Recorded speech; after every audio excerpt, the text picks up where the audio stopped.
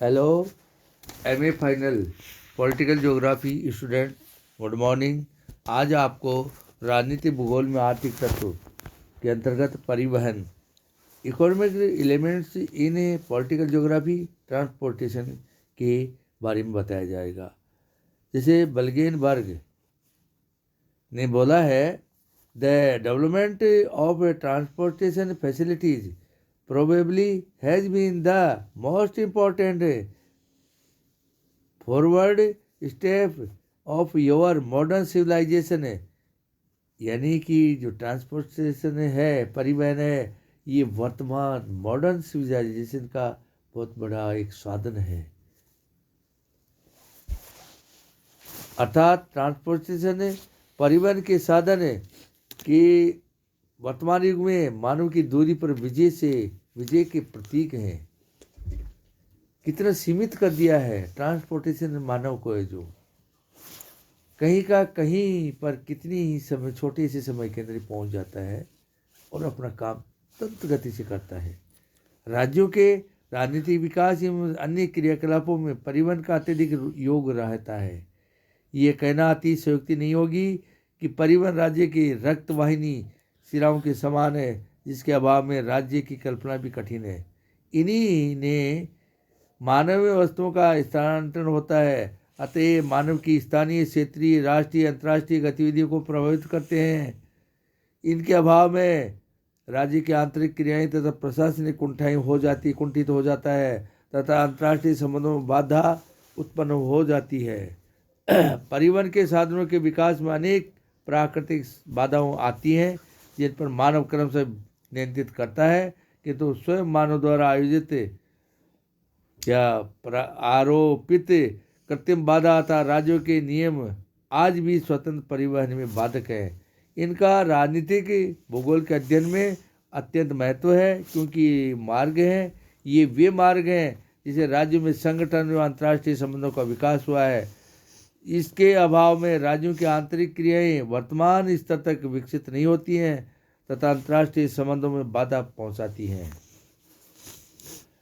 जैसे फिर बोला है, मोडी महोदय ने बोला है, there are of the great importance to the political geographers because they are the channel by which and through which organization both of the state and of the international affairs in development.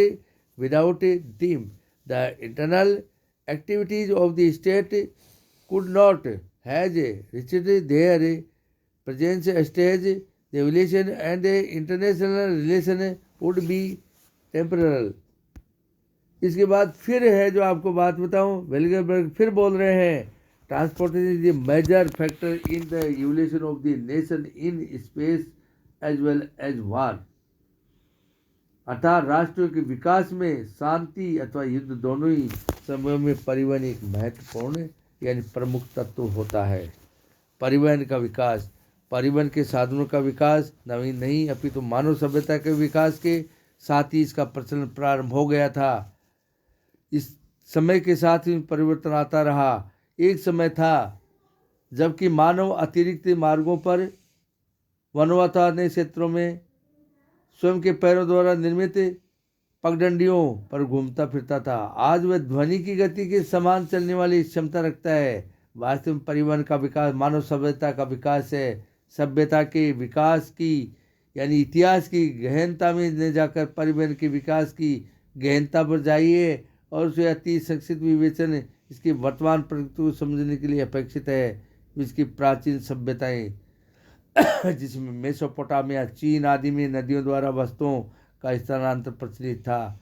एक्जियन का नगर राज्य सामुद्रिक व्यापार का प्रवर्तक माना जाता है। रोम के साम्राज्य का आधार वहाँ की सड़कें तथा जल यातायात था। रोमन साम्राज्य का नारा सभी सड़कों रोम को जाती हैं, ये कहा जाता है। तो सभी पूरे विश्व की सड़कें रोम को जाती थी। रोम की सभ्यता चरम पर रही है, यही कारण था। आपको बात बताते हैं, इस सत्य था कि क्योंकि सड़क यातायात का व्यापक विकास पर रोमन साम्राज्य की एकता स्थापित की गई थी। रोमन साम्राज्य के पतन के पश्चात निश्चित मार्गों पर परिवहन प्राय समाप्त हो गया। छोटे छोटे सामंती राज्यों में आपसी व्यापार समाप्त हो गया। ये स्थिति अंध युग की थी। इसके पश्चात सामुद्रिक यात्राओं का काल प्रारंभ हुआ। अनेक साहसिक नाविकों ने लंबी सामुद्रिक यात्राएं की, जिसके फलस्वरूप 15वीं 16वीं शताब्दी में अनेक नवीन क्षेत्रों का ज्ञान हुआ। इससे सामुद्रिक यातायात का प्रचलन आंतरिक सागरों से परे पूरे खुले समुद्रों से प्रारंभ हुआ। इसी का कारण है कि सामुद्रिक उपनिवेश का प्रारंभ हुआ। समुद्र सर्वप्रथम विश्व मार्ग के रूप में विकसित हुए। पश्चिमी यूरोप की सामुद्रिक शक्तियों ने विस्तृत क्षेत्रों पर उपनिवेशों की स्थापना की तथा दूर देशों से व्यापारिक संबंध स्थापित किए। इसके साथ ही स्थानीय स्थलीय यातायात का विकास करना भी आवश्यक हो गया, क्योंकि आंतरिक क्षेत्रों से लाभ उसी समय हो सकता था जबकि स्वयं आंतरिक भाग एक तटीय भाग में संबंध हो। अतः सड़कों का विकास तेजी से होने लगा। 19वीं शताब्दी में रेलवे अथवा भाप चालित जहाजों द्वारा परिवहन के साधनों में एक नवीन युग का सूत्रपात हुआ। जेम्स वाट भाप के इंजन के आविष्कारक थे। फलस्वरूप 20वीं शताब्दी के प्रारंभ से ही प्रत्येक देश विदेश में व्यापार की वृद्धि के लिए समुद्र यातायात आंतरिक परिवहन के लिए रेल तथा सड़कों का अधिकाधिक विकास हुआ। अंत में वायुयान के विकास में स्थलीय सामुद्रिक बाधाओं से परे अत्यधिक गति प्रदान की, जिसका उपयोग युद्ध में भी अत्यधिक होने लगा। द्वितीय विश्व युद्ध के समय पर्याप्त लड़ाकू विमान काम में लाए गए और आज का युद्ध वास्तव में हवाई युद्ध रह गया है। स्पष्ट है कि परिवहन राज्य के लिए के अभिन्न अंग के रूप में है। उपयुक्त ऐतिहासिक विवेचना से स्पष्ट है कि परिवहन के साधन राज्य को आर्थिक, राजनीतिक और सांस्कृतिक दृष्टि से एकता प्रदान करने में अत्यधिक सहायक होते हैं। इसके अतिरिक्त ये राष्ट्रीय शक्ति के लिए एक आवश्यक तत्व है।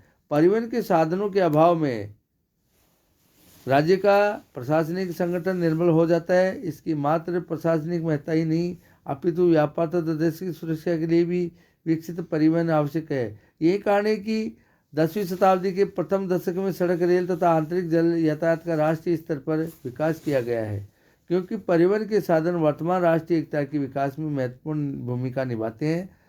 अतः राजनीतिक भूगोल के अध्ययन में महत्वपूर्ण स्थान रखते हैं। परिवहन के साधनों के विकास तथा निर्माण को प्राकृतिक तत्व भी प्रभावित करते हैं। यद्यपि तकनीकी विकास का धरातलीय बाधाओं को निरंतर कम किया जा सकता है, किंतु आज भी स्थलीय यातायात का घनत्व पर्वतीय क्षेत्रों की अपेक्षा मैदानी भागों में अधिक है। पर्वतीय, मरुस्थलीय, दलदली वन प्रदेश आज भी परिवहन पर विपरीत प्रभाव डालते हैं। परिवहन के साधन सदैव ढाल का उपयोग करते हैं।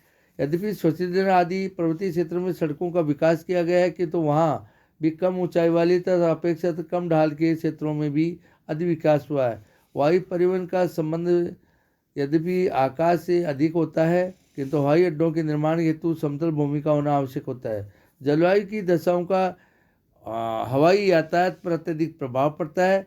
प्राकृतिक तत्वों के अतिरिक्त राज्यों की आर्थिक राजनीतिक परिस्थितियाँ भी परिवहन विकास को प्रभावित करती है। परिवहन की राष्ट्रीय विकास में उपयोगिता।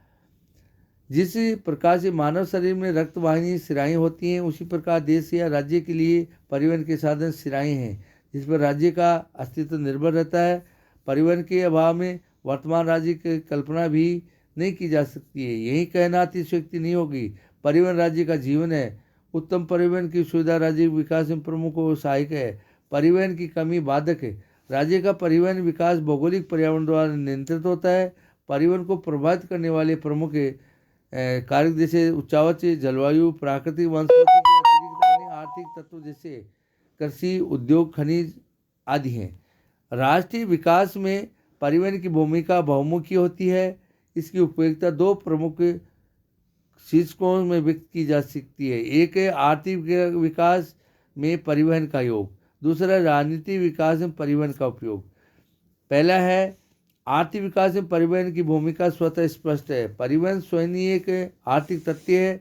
कृषि, उद्योग, खनिज खनन वहाँ जहाँ परिवहन विकास में सहायक होते हैं, वहाँ परिवहन की विकास का कारण भी होते हैं। राज्य का आर्थिक विकास का परिचायक भी परिवहन होते हैं। ये राज्यों के विभिन्न भागों में आंतरिक व्यापार को प्रभावित करते हैं।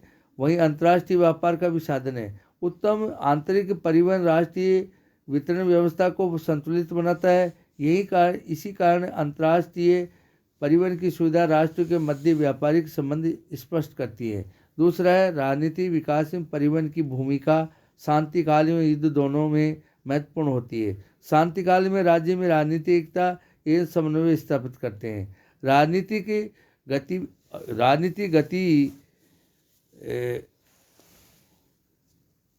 राजनीति विकास में परिवहन की भूमिका शांति काल तथा युद्ध दोनों में महत्वपूर्ण होती है। शांति काल में राज्य में राजनीतिक एकता एवं समन्वय स्थापित करते हैं। राजनीतिक गतिविधियों को तीव्रता प्रदान कर इन्हें राष्ट्रीय व्यापी स्वरूप परिवहन से ही मिलता है। निर्वाचन गतिविधियां वर्तमान परिवहन द्वारा विस्तृत क्षेत्रों में संभव होती हैं तथा राष्ट्रीय दलों की भूमिका में इसका महत्वपूर्ण होता है। युद्ध के समय परिवहन का व्यापारिक महत्व होता है। युद्ध सामग्री को युद्ध क्षेत्र तक पहुंचाने तथा आंतरिक भागों में वस्तुओं का वितरण इन्हीं से संभव होता है। युद्ध के समय स्थल मार्ग, हवाई अड्डे, बंदरगाह आदि शत्रु के निशाने के केंद्र होते हैं। संक्षेप में ये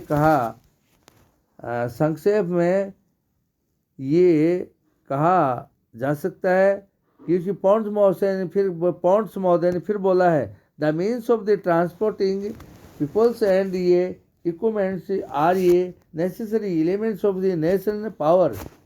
अर्थात संक्षेप में ये कहा जा सकता है कि परिवहन राष्ट्रीय शक्ति के लिए एक आवश्यक तत्व है। धन्यवाद।